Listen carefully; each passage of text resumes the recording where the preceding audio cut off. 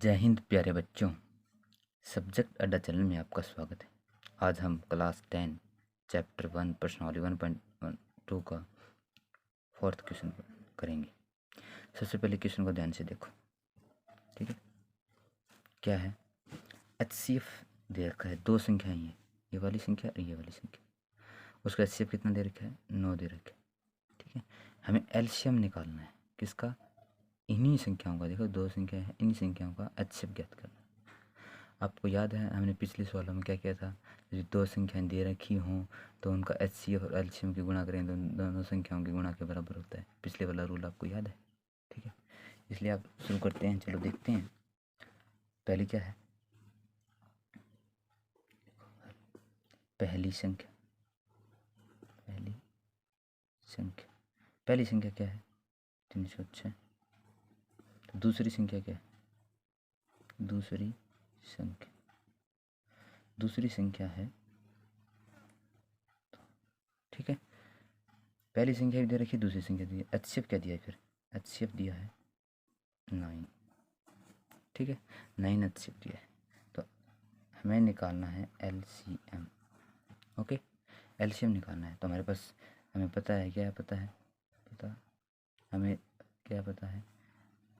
पहली संख्या गुणा में दूसरी संख्या बराबर क्या होता है? HCF गुणा में LCM। पता है ना आपको?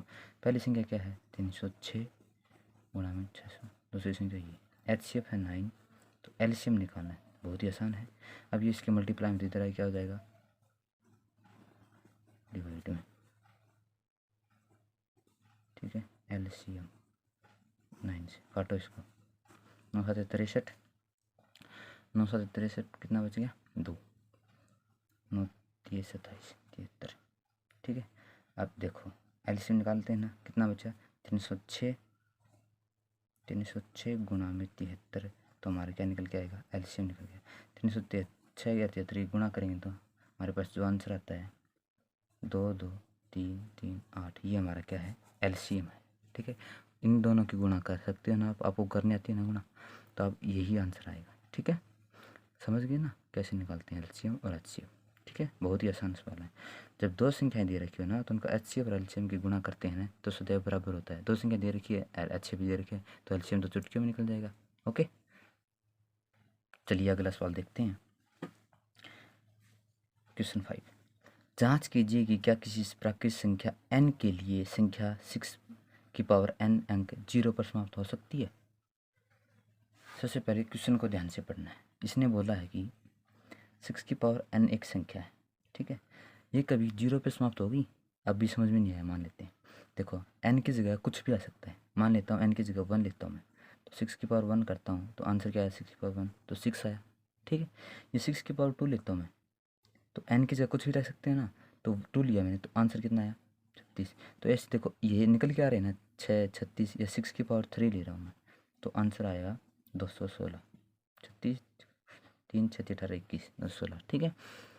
तो अब देखो अभी कभी इन संख्याओं में जीरो आया क्या? ये ऐसी चलती रहेंगी हज़ार लाख तक, n की वैल्यू कुछ भी हो सकती है, तो कभी जीरो आ सकता है क्या? इसने पूछा। तो इसके लिए हमें एक रूल पता होना चाहिए। क्या रूल? देखो सबसे पहले मैं जिसमें जीरो आती है ना वो संख्या लेता हूँ। देखो 10 है, 10 में जीरो आती है ना, देखो आई ना जीरो। तो 10 में जीरो कब आती है? देखो इसके अभाज्य गुणनखंड करो, 10 के अभाज्य गुण करो, 2 10 5। 10 में जीरो कब आती है? जब उसके अभाज्य गुणनखंड में 2 और 5 हो। तो हमें एक रूल पता लग क्या क्या? जब भी किसी संख्या में जीरो आती है तो उसके अभाज्य गुणनखंड में 2 और 5 होना चाहिए। यहाँ से पता लग गया। और संख्या लो, देखो 20 लेता हूँ, 20 में जीरो है ना, तो 20 के अभाज्य गुणनखंड करो। बहुत ही आसान सवाल है। 10 और 2 और 5, देखो 20 के अभाज्य गुणनखंड क्या है? 2 2 5। 2 और 5 आना जरूरी है। देखो 2 और 5 आया ना, तो 2 और 5 आ गया, हमें पता लग गया। बहुत आसान है। तो कितनी भी बड़ी संख्या है, देखो 100 लेता हूँ, 100 में जीरो है 2, तो 100 के अभाज्य गुणनखंड करेंगे। देखो 2 50 25 और 5, तो 100 के अभाज्य गुणनखंड क्या है? 2 2 5 5। देखो 2 जीरो है ना, तो देखो 2 2 बार आया और 5 भी 2 बार है। इसका मतलब जितनी बार जीरो आएगी ना उतनी बार ये आएंगे। तो हमें एक पता लग गया क्या? यदि किसी संख्या के अभाज्य गुणनखंड में 2 और 5 हो तो 0 आएगा। ये यहाँ से पता लग गया बस। तो अब हम 6 का देख लेंगे भाई। 6 का अभाज्य गुणनखंड देखो भाई। 6 के अभाज्य गुणनखंड देखो 2 3 6। 6 के अभाज्य गुणनखंड में क्या है 2 और 3 है, तो कभी नहीं आएगी 0। आप ऐसे लिख सकते हैं, ऐसे करके ये अभाज्य गुणनखंड निकालने के आप लिख सकते हैं नहीं, क्योंकि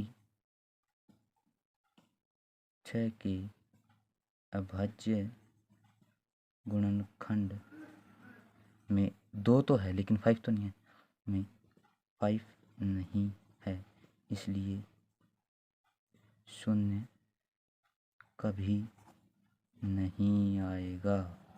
बहुत ही आसान वीडियो है। यदि आपको समझ में नहीं आया दोबारा आप इसको वीडियो को रिपीट करें, ठीक है। ठीक है, पहले 6 की पावर n का मतलब है 6 की पावर 1 करेंगे तो 6 आएगा, 2 करेंगे तो 36, 3 करेंगे तो 216 आएगा। ऐसे करते रहेंगे तो कभी 0 आ सकता है क्या, हमें चेक करना। लेकिन सबसे पहले हमें पता होना चाहिए 0 कब आता है। तो 10 की क्या, 10 की 0 कब आता है 2 और 5 के अभाज्य गुणनखंड के 2 और 5 आता है ना, तभी 0 बनती है।